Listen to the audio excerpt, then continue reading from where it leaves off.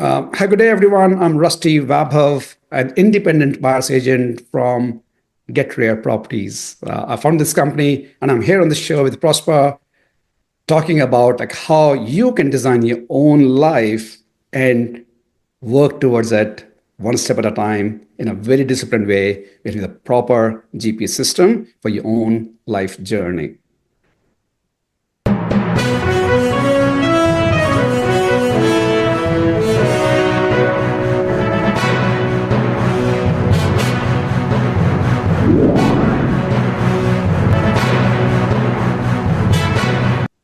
Welcome to yet another exciting episode of the Online Prosperity Show, your go-to destination for exclusive insights into journeys of remarkable individuals, and especially those that are shaping the business world. I'm your host, Prosper Taruvinga, and today we've got a special treat for you.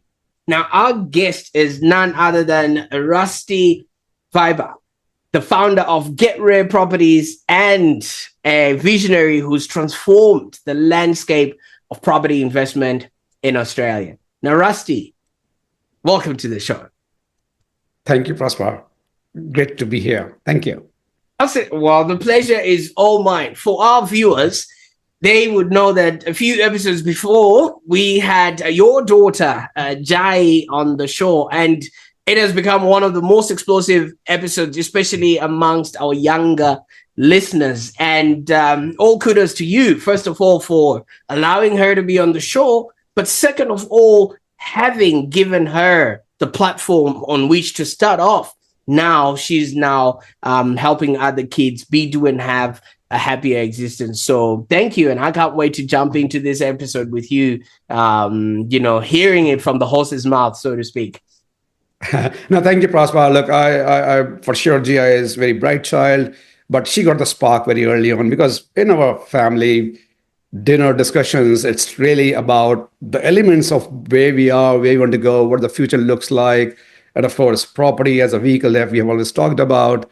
It has been in our DNA, and literally it's in DNA that really got into Gia. And, she was so inspired. She learned so many things. And she was like, okay, how do I share with other people? Because just like yourself, like if a piece of gold, it's with you is one thing, but if you can share that as knowledge, that only gets multiplied and goes more distance out there. So thank you for giving her opportunity to be a guest on your platform there. Thank you. Absolutely. Now, Rasti, obviously as a dad, you mentioned dinner, but Gia told me her property was actually sparked by cupcakes. I don't know what kind of a father you are now.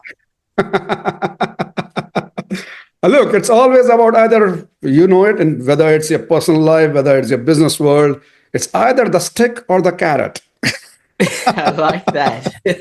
We are lazy people who wants to move around unless we are fearing the stick as in the penalty or a reward. So yeah, it's really about, just like in school grading system, you say, hey, you get a sticker, you do this. For me, it was like a cupcake. Hey, Gia, if you do this, you get a cupcake. That's how shit started. Yeah. Absolutely. Pretty cool stuff. Fantastic. And obviously those cupcakes are now building, more wealth and also possibility into the future, which I really, really respect. But obviously you started off in architecture, and then you went into IT, and then now property. All of those are totally unique, careers and combinations. Tell us a little bit about that journey. Yeah, look, first of all, no, thank you. And I would say there was one more thing in between. So it was not just architecture and IT and then property. There was a finance as well as a third career of mine. So all it started that I have always loved property because it's very tangible. It's the best culmination of science and art. Like for someone who's an engineer, how the building or something very creative gets built, more as an artistic point of view that, okay, how it's designed, what the look and form. So there's, as an architecture student, there's always this element, is it the form or the function? And you really need that building or that architecture building that really satisfies the both elements of it. Because if you go very fancy, you get a lot of spaces out there which are not usable, so which is like non-so functional. But when we talk, so as a good mural or a good exhibition center, you can choose to go for the funny shapes or very exciting shapes, like what we have seen as an opera house. That's more focused on the design side of it. But then there has to be the architects as in the engineers behind it to really make sure that it's functional as well, that it's really serving as exhibition center. So that really excitement from the very childhood was very appealing to me. I want to be an architect. I became one. It was more of a journey on the way. I lost my father early on, even before I actually started my college. So it was need of the time, being the only child, being the only son of my parents, as coming from Indian background. It was more about like, okay, now I'm the not really head, but more responsible person for the family to win bread. So yeah, I have to change my career from architecture to IT. I learned programming on my own. That really got me into the IT side of things. Yeah, so that was my transition from architecture to IT. I've always have loved architecture. Still loves that element of it. It's still tangible the way I've actually seen as a child. But there was a need of the time that moved me from architecture to IT, more of a need basis. But then when I got a bit more mature, I moved from India to Singapore. I did Masters of Computer Science as well over there because I've always loved to learn first before I actually do it. But sometimes you learn while doing it as well. So I was doing the both side of things, like formal education, going to the university in the evening, but working as a full-time employee, doing programming, a lot of coding to get to the solution side of it. Absolutely. And then move one more time because I will always thought about, okay, yes, I'm an architect. I spent 5 years. Should I really continue? I've always prospered, just like, we were talking the other, like before this call. It really comes down to where you are to where you want to go. That is more important, where you want to go rather than where you are today. If I really think about, I'm an architect or I'm an IT professional, what are the pathways? That's one way of thinking about it. But other bigger pathway, a bigger mindset is, okay, where I really want to reach, how can I get there in a safer, quicker way or in my own terms, and then work it backwards. So for me, I was like, okay, I'm looking for the best lifestyle. What is possible? I even moved countries from India to Singapore, then Australia, but only to find out it's so much working is required. Like work-life balance is a myth. And then in a couple of years, I realized that it's probably the investing side of things can make me to the other side of the life, whereby I can enjoy my time with my family and really focus on me rather than focus on the living. So as in focus on the lifestyle more than things what I have to do rather than what I want to do. That was the kind of I guess mindset that I had to really work it out. So I did quite a few hustles in there, did currency trading, did a lot of small stuffs here and there, only to find out that, it's probably best to learn first before I do it. And that really got me the other career switch. I quit my full-time job as an IT manager to get into the finance world because that's what really was very exciting for me. I've seen the dearth of money. I mean, I came from a very average family background, like where my parents struggled to put food on the table. So I know the dearth of the money. I was never born with a silver spoon. But I have seen the value of the money because we didn't have much while growing up. So that was my excitement that, like, hey, parents work so hard that we as a children didn't really had much of time.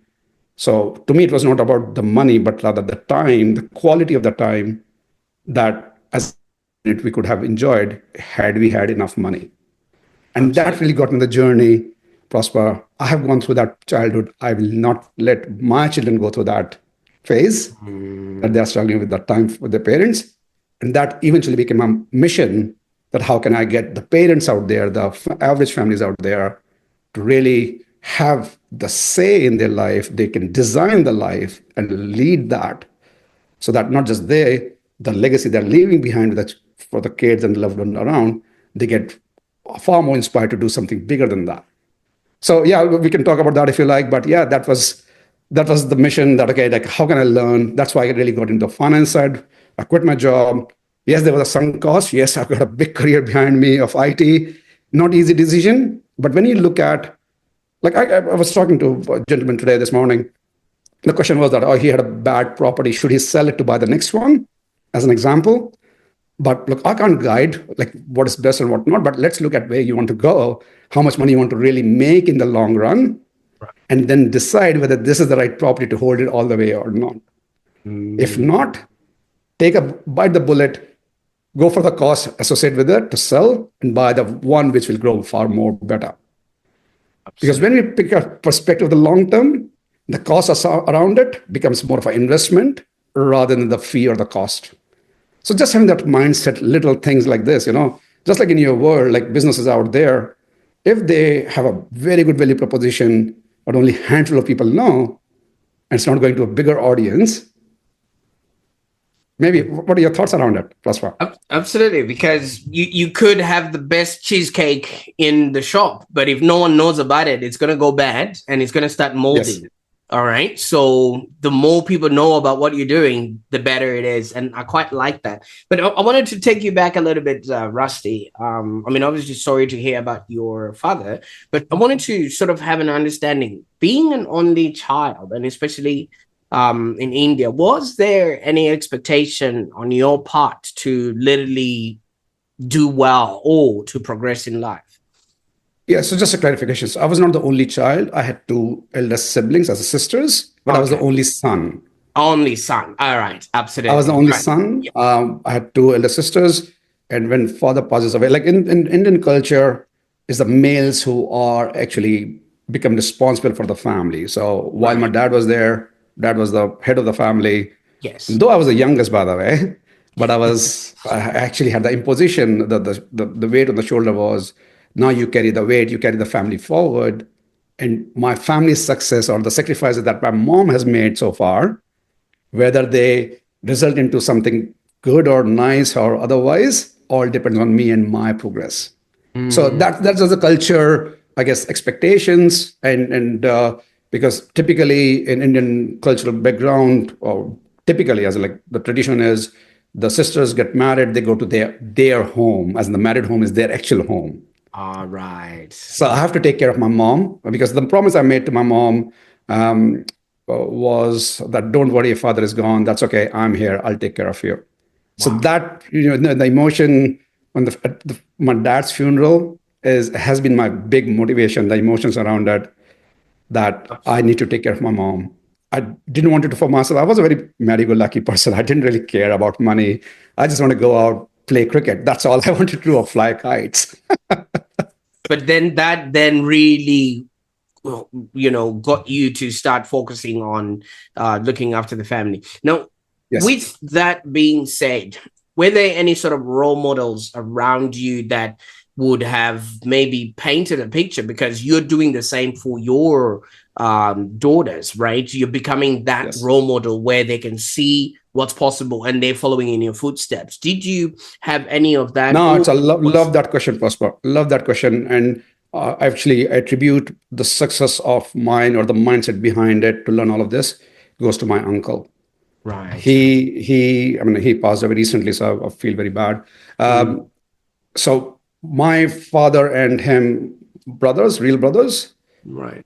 Though he was younger, but he focused on his career. He went on to become a doctor, whereas my dad was merry-go-lucky, just have fun, take the bike out, go travel wherever. But then eventually the kind of jobs he got into was not even worth sharing, like what he had to go through. So it was struggle later on. So that really got imposed as a child that, there's the book like Rich Dad, Poor Dad by Robert Kiyosaki. He talked about it's just the mindset that you go there investing, you can do this. But for me, I grew up with those comparisons. I could see my cousin, I could see my uncle, I could see the mansion that he lives in eventually. The difference, my dad enjoyed it.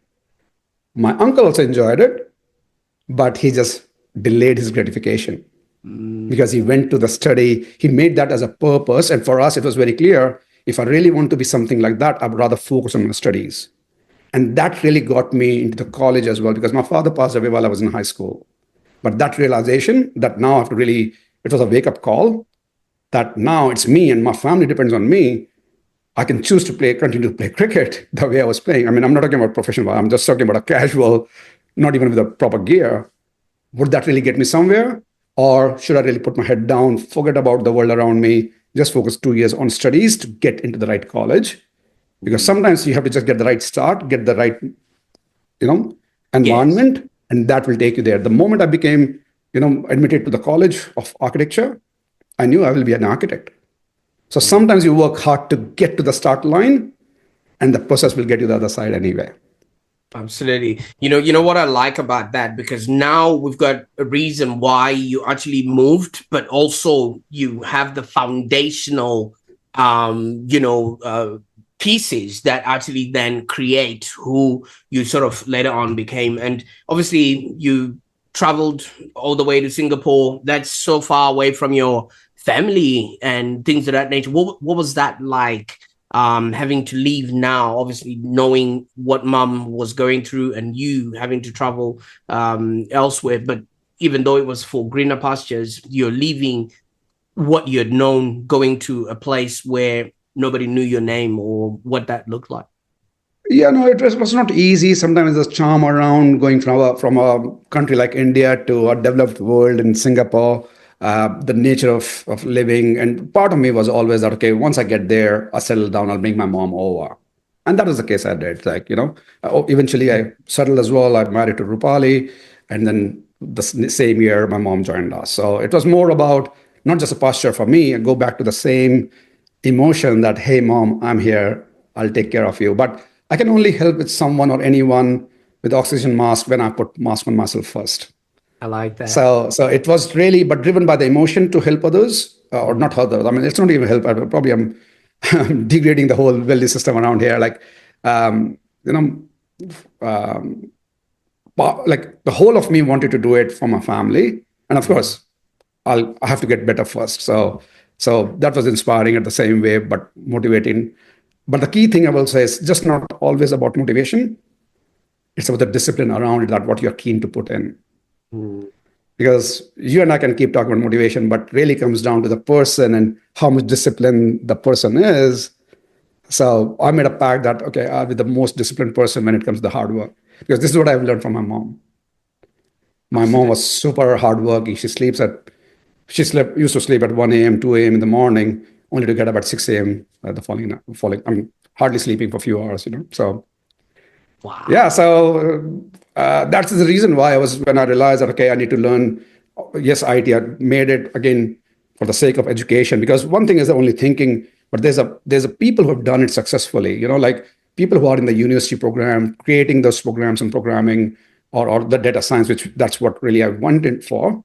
At the Master of Computer Science, there were professors, that research behind it, learning straight from those people who are gurus, literally gurus, right? So why don't we learn from them and then take it to the next level?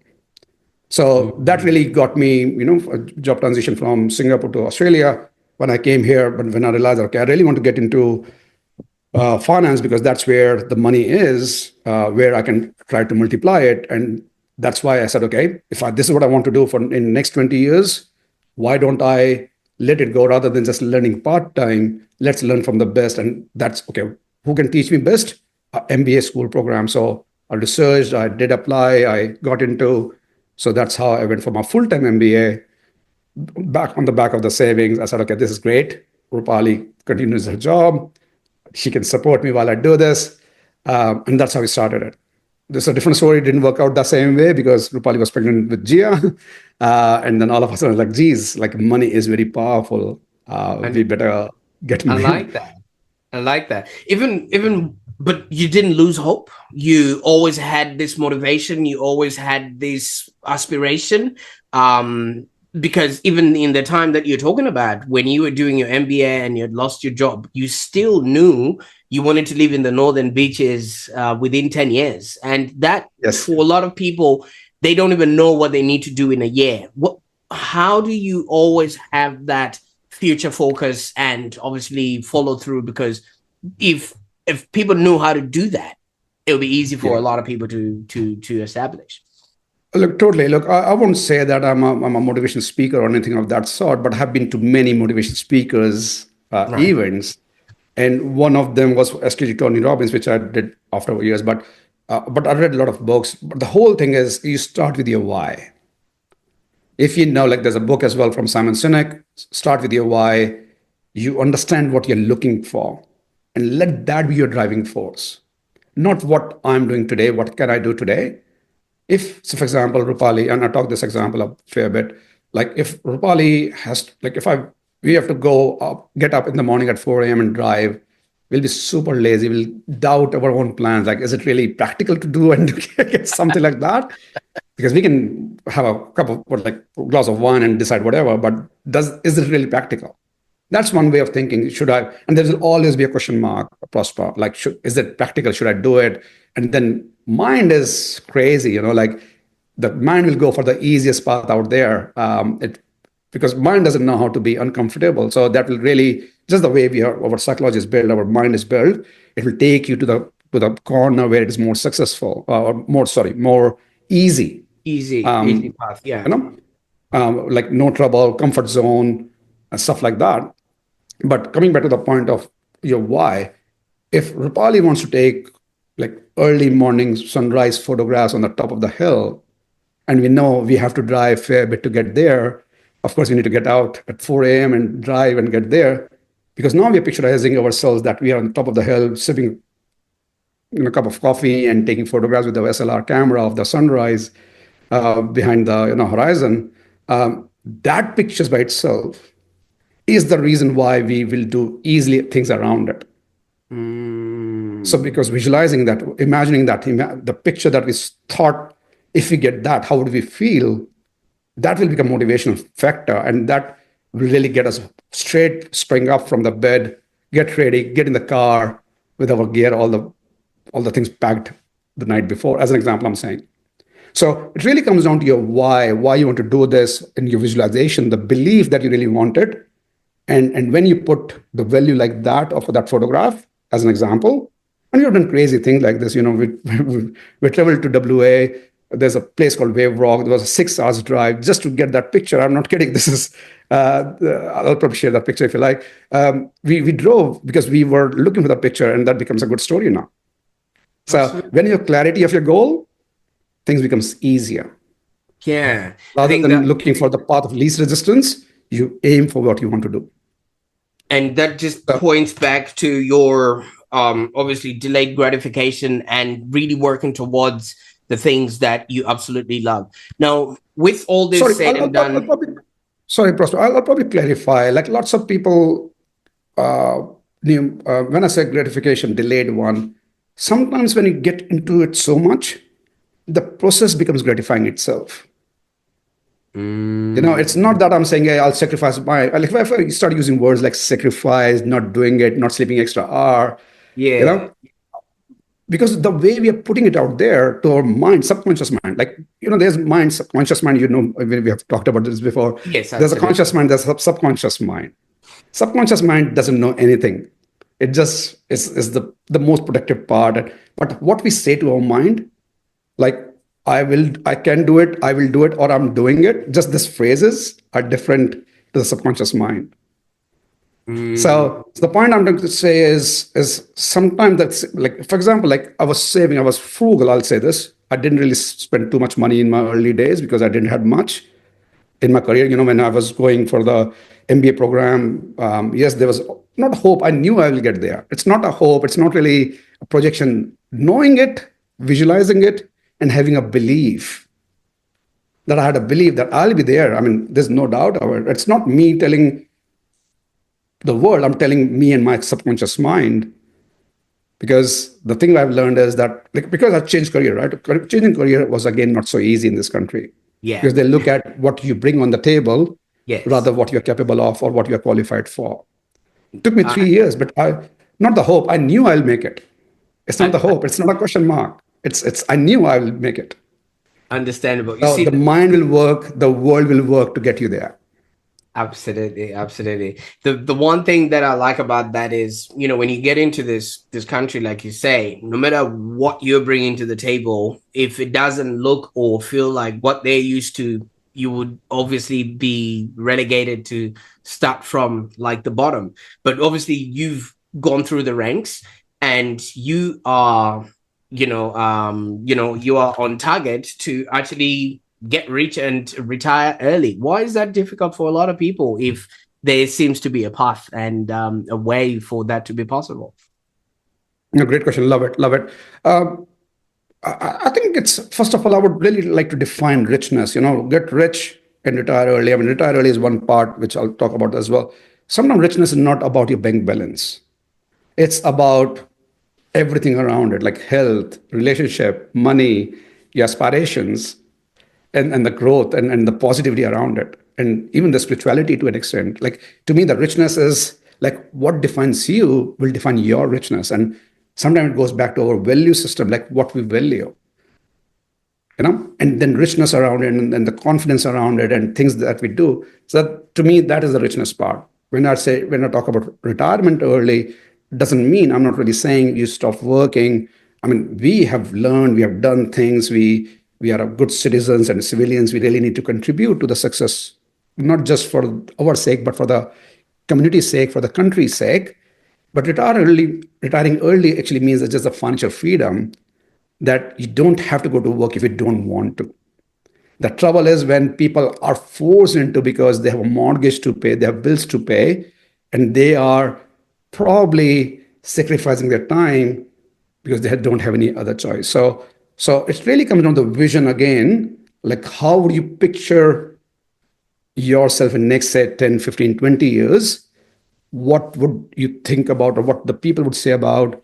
And there's a classic story or the classic question that Tony Robbins in a big environment, from his big stage, asked everyone. And that really moved me. That was very kind of a life-changing talk. And his question was, everyone does for themselves, but what are you doing for others? How would you like your obituary to be read? How would you like people to be like you?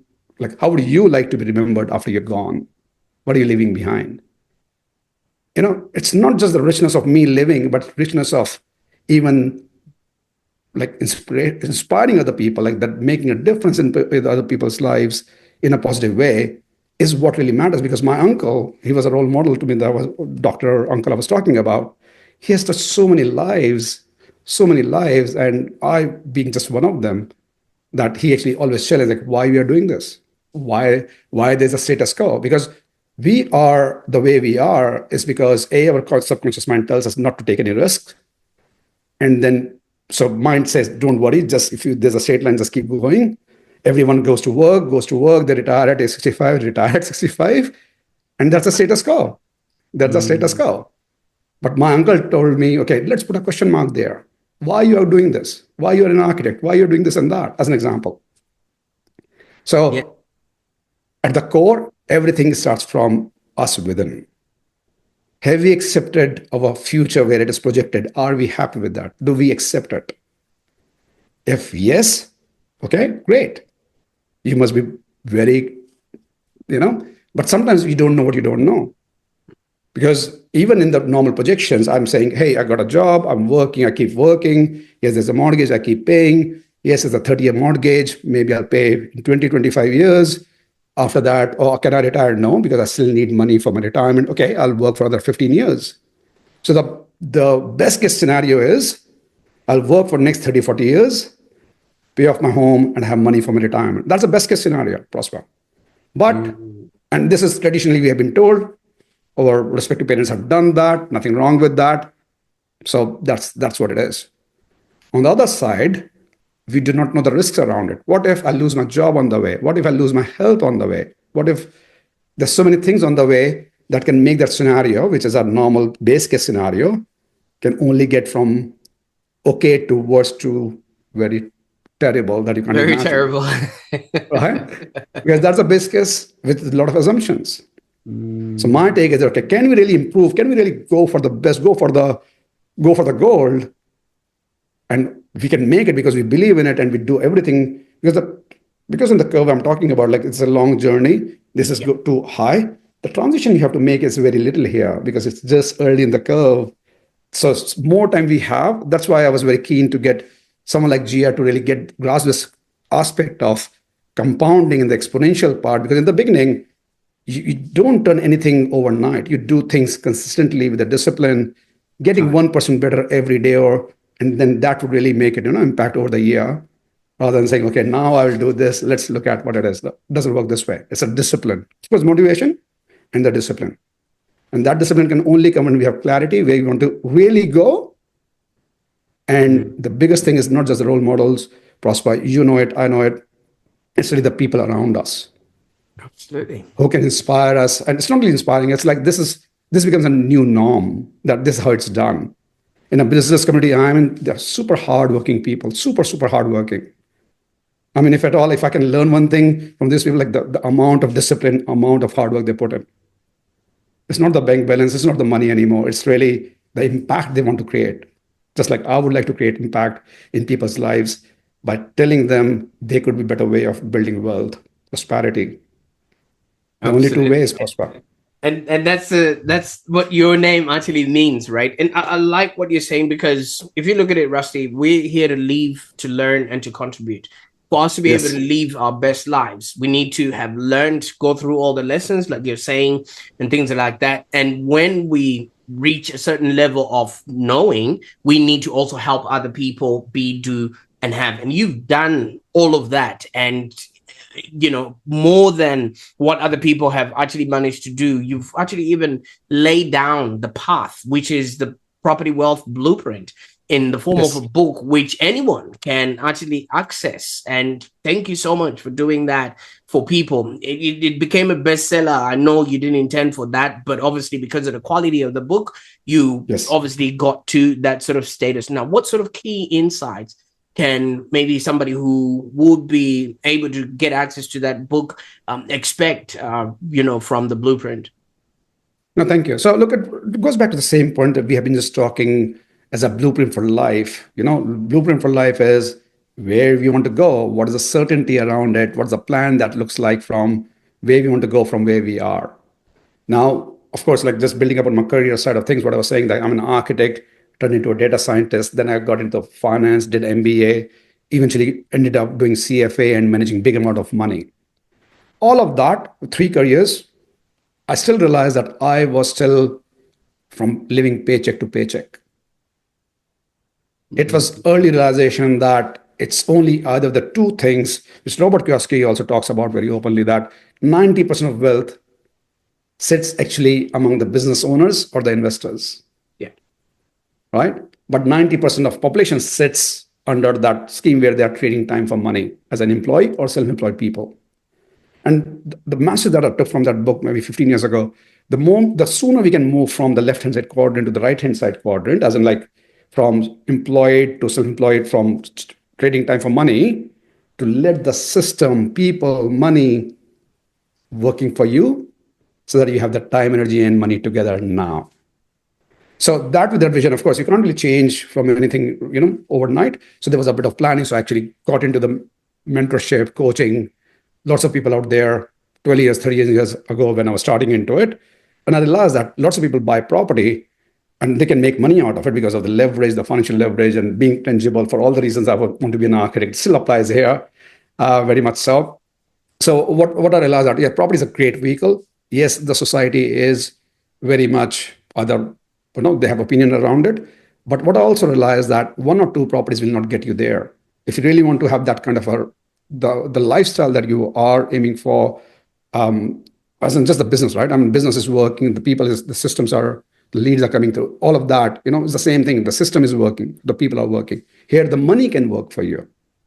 So while we are on our respective jobs, we are earning, we can borrow money from the bank. So there's a bit of leverage. If we know where to buy, there's our knowledge leverage. And we combine those 2 leverages together, the borrowing leverage, as in the money leverage, the financial leverage, and the knowledge leverage, what to do, where to do, how to do. So if you combine them, that's very powerful. So that's what I learned first, Prosper.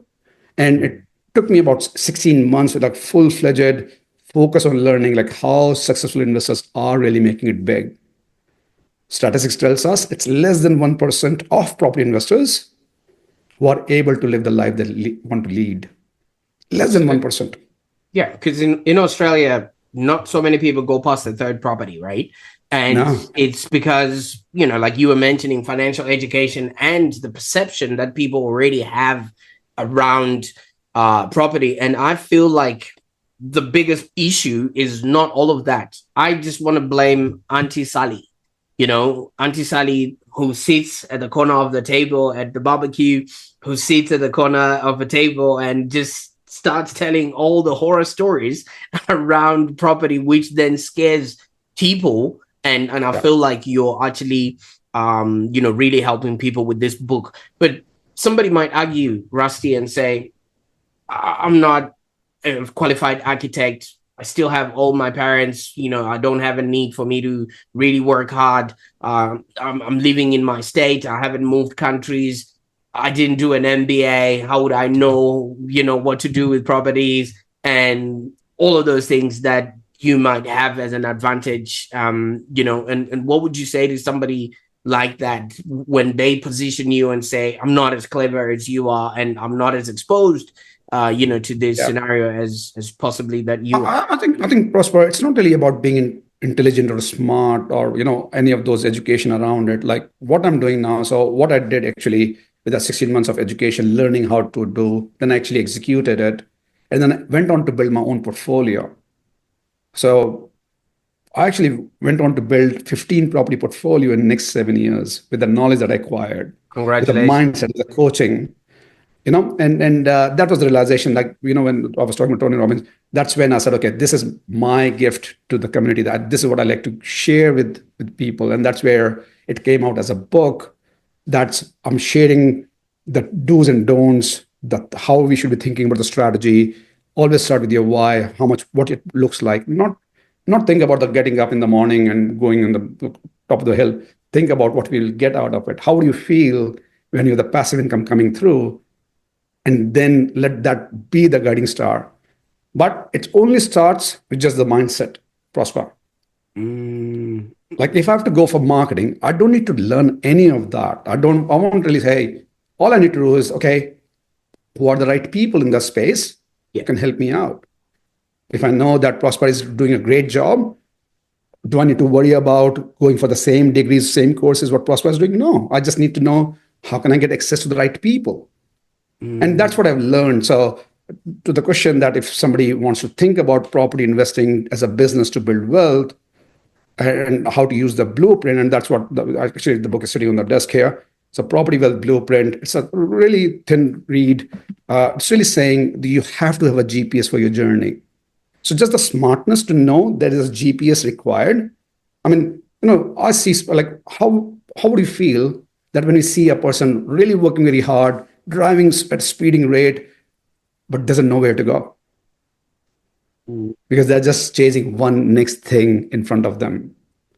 Absolutely. Sometimes it's very counterintuitive. I like that because so many people would then be like, what would I know? And things of that nature, right? And one thing that I also liked, and you did mention a little bit about marketing, not having to learn everything. But what I know about marketing and what I know about property is it's not necessarily about the bricks and mortar. It's not necessarily about the pixels and the website. It really is about understanding people. Now, I don't know, do you see or feel that that is the same thing that also happens, in the work that you do? Oh, big time. Actually, that is one of my statements because I do run regular online workshops, and anyone would like to check it out, by all means. I do this almost on a weekly basis because what I learned from other members or mentors, I really want to share it out. And one of the statements I make, which comes as a huge surprise to a lot of people, and I'll say it here if you don't mind, Prosper. And I'll say this: Yes, property absolutely. investing is not about properties. Like, geez, like what is it about them? Property investing is not about properties alone. It's actually about the people, how they perceive those properties. Because if I put, like in Sunday's context, like if there's a property in Bondi Junction or maybe next to the beach, it's the same property, maybe the old property, compared to a brand new property in the Western Sydney suburbs. If I look at the property, that brand new property should be a lot more dearer. But it's the people who would value the eastern suburb vibe and the access to the beach. It's the people who are happy to pay even a lot more multiple for the rundown property, even a unit or a town hall or terrace. They will pay a lot more. So this is what we do as a independent buyer's agent. What it means is that we have nothing to sell. We do not work with the developers. We do not work with the suppliers. We actually work with the family, understand the strategy or build the strategy if they don't have one, like on the lines like how would it feel like for them to have the passive income? Imagine if you have $10,000 coming every day or every week, every month, $10,000 passive income for doing nothing, but really reaping the fruits of the garden you have laid in a very strategic way, that you collect those fruits every month. How will you get that? How would you feel about it? Where would you go on your next cruise? So those are the questions we need to think about. And how do you feel your relationship with your partner, with your kids, with yourself, with the God, whatever inspires you, like how would it be? Because you have time and the focus.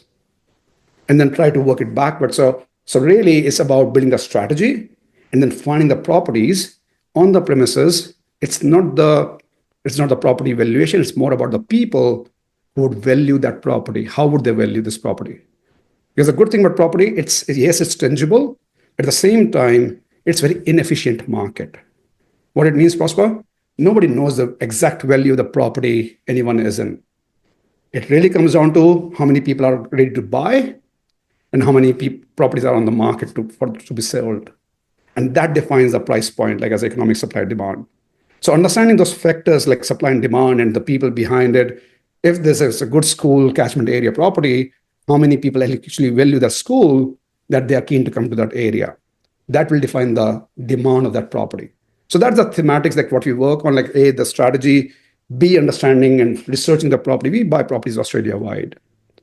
There are properties, like lots of people make a mistake, they buy in their own neighborhood. They think that, oh, I'm in Sydney, I understand Sydney market, let's go buy a property in Sydney. Oh, I'm from Melbourne, I know this because everyone is buying there. The first thing is, are we just here to buy our property or are we here to build wealth? So that means if it's wealth, that means a big goal. For any journey, Prosper, we know it, a GPS is very much required to get us from point A to point B while respecting the preferences we have. Are we here for toll? Can we take toll road? Can we take a scenic route? Do we want to go meet someone on the way? So that's what the blueprint, the question to the previous question that you were asking, is that the blueprint is like a GPS to how to build wealth through properties. And the element of it is that property investing is not about property, it's about the people, which is defining the supply and demand. Absolutely. I like that. And I like how you call it a GPS because, when you're traveling somewhere, you don't put the address of where you are, you put the address of where you are going in the GPS, and then it just self-navigates. And I think that's what this book sort of does. So if somebody's watching this and is maybe, taken in on wanting to learn more and maybe understanding a little bit more about how, you work at Get Rare, what would be the best way for people to maybe get started on that journey? Yeah, no, great question. So what we actually prepared, because we are here to educate or share our knowledge and see whether it fits your way of doing things, because we are very customizable. Like GPS could be the same, but depending on the person, like where they are, where they want to go, the journey output becomes different. So we are just providing the process and the system and the model, and then we can be coming as a guide to support them through the journey. But I know there's a lot of things out there, and there's so many. Of course, people can get access to the book. It has its own website. As a matter of fact, the book is available for free as long as they cover for the shipping. The website is thepropertywealthblueprint.com. And for those who are not so much in the book reading, they can come to any of the free workshops that I run on a regular basis. So it goes on my website as getrare.com.au/workshops. And the other thing I would say is that there's a free training, like people who want to get straight away something. I think the best resource would be to go on a website landing page, which says like how just a big bit of framework that we have put, which is called Get Rare model and the GPS framework. It's all accessible on the page called getrare.com.au/step up, as in STEPUP. I'll make sure that all those links are in the show notes below so that people can obviously, get started. Now, Rusty, I can't thank you enough for the time that we spent on the call today. I mean, your life story and your experience, and not only what you have done, but what you're passing on to the future generation through your daughters and things like that, are just all so, remarkable. I was going to ask, but maybe you've got a different projection. Everything you've told us has been about, future pacing yourself to make sure that you are approaching the future and, at a comfortable place and in the way that you would have wanted it to be. But what's next? What have you got lined up now? No, look, it's a pretty exciting space as well. Like we have helped maybe about 400 or 20 families so far to take them on the journey. And part of me feels that this is awesome. Like we helped 400 plus families to be on the pathway for the financial freedom. But my take is that can we reach out to more people with the education side of things? And that's what it is big for us. Super excited. It's a responsibility at the same time, like what we want to do, because it seems that we need to be out there telling people that you need to have a GPS. I'm not saying take my GPS. You have to have your own GPS. That's why book is there. Even it's available in the audible form as well. So it's just exciting world. It's exciting world. It's really it's a matter of building that scale around to reach out to more people. And because we never ran a business, but now thinking about like architecture, IT, and finance, they were all technical roles, and now it's a different world with a lot of responsibility. And that really puts me up, gets me up every day at 4 a.m. to really think about it and really get excited about it for the prospects, not just for us, but for the families that we're working with. Absolutely. And it's just an honor at the same time. Now, Rusty, I don't know if you've noticed, but everything that you have done all ties together. And it's all about creating a happier existence for people. First of all, yes. Architecture. When some building is really well designed, it creates nice through flow and it feels homely and comfortable. And then data scientists, obviously, if you get information and numbers, people would know how to plan and actually, create for their future. Finance, what can I say about finance? And now you're helping people with property. So it's all about and around with the same theme of helping other people have a happier existence. I don't know if you've ever connected the dots like that before. No, you're super spot on. Like, and I'll also share with you, Prosper, while there was a transition, it felt terrible to think that you are a great architect, but then you're moving on, letting it go. Yeah. Same thing from the IT doing, like I was leading a team at a national level in Australia here, and that let it go to do something. It felt terrible, but looking back, I think that was the best pathway anyone could take to be in this position where I am today. So to your point, yes, it's really about connecting the dots. And it's amazing because as a work that I've done, it's all about money. It talks about the strategy. It talks about the risk. Again, the thing that we have not talked about just here today is, yes, there is a projection. We can work on the plan, but what if this doesn't work out? So that's a risk element around it. So lots of people in the mind, they really stay back because they are too much worried about the risk. And my argument is, because of doing all the research and studies around it, is that yes, there are risk of investing or doing anything for that matter. Yes, there is an aspiration to get there. There's a risk of not getting there. But if we do not do it properly, there's risk of not retiring forever. Like there's a statistics, 56% of Australians do not get to retire at the age of 65. Absolutely. 56%, 48% rely on the pension fund. In as much as there's that statistic, with all you've done, I know that from 16 to 65, you can earn a wage. But yes, from 0 to 99, you can earn a profit. And I think you're the only person that can safely call themselves a wealth architect to make that possible for people. No, thank you. Look, certainly it's more about architecting. Like this is the thing. This is not just architecture, the part of the building. Yeah. We, as an architect, we start with a concept. Like, what do we want? Initially we were talking about function and form. Hospital has to be purely functional. I don't care about how building looks like, provided the operation theater is where it should be, close to emergent, as an example. But so there's a concept, like what we really want as a concept. Then you go and, define the details, like how the pipeline should come in and things like that. So as an architect, we should start with a plain sheet of paper and think about the life and design as a concept. What do we want and what are the conforming components? And coming back to your previous question, that you don't have to be intelligent for it, just know enough that we need to have the right people in your corner. If I get Absolutely. sick, I'm not going to become a doctor. I would just search and take recommendations. Who's the best specialist out there, starting with my GP who would help me out there. Absolutely. So it's really, really leveraging everything around there. And the mindset is very powerful. Once it goes positive, there's no end to it, and universe will manifest to make it happen. So I'm a Absolutely. firm believer of law of attraction.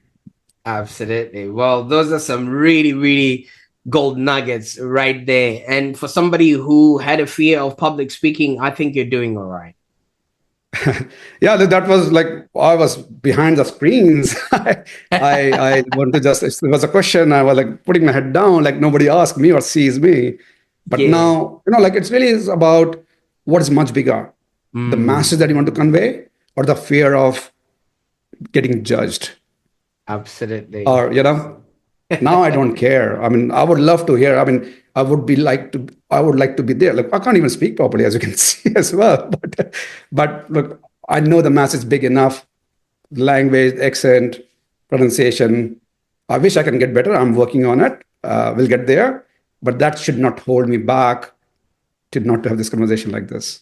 Prosper. Absolutely. Well, I can't thank you enough for the time that we spent on the call today. I mean, like I've already established your life story and your experience and where you're headed to. That GPS is really getting a really good work out. And for those that are watching right now, we're wrapping up this conversation with Rusty, but I hope his journey has also inspired you to want to take control of your financial future and also consider the possibilities that you can get if you get the right help and the right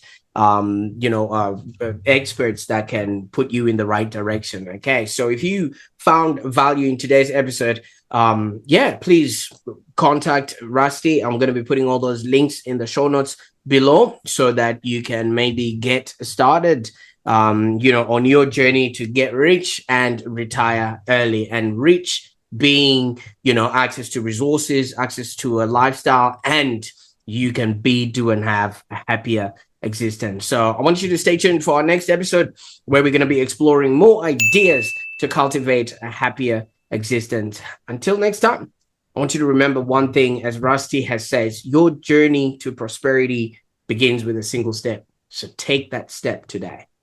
Bye for now.